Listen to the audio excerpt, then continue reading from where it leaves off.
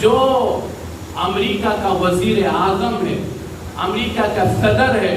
Donald Trump, اس نے خود on record یہ بیان دیا کہ جو اس وقت امن، سلامتی اور شانتی افغانستان کے پورے ملک میں، وہ شانتی اور سلامتی اور پیس ہمارے امریکہ کے شکاگو میں بھی نہیں پائی جاتی۔ فائنینشلی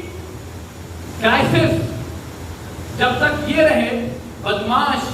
وقت کے گنڈے، وقت کے ظالم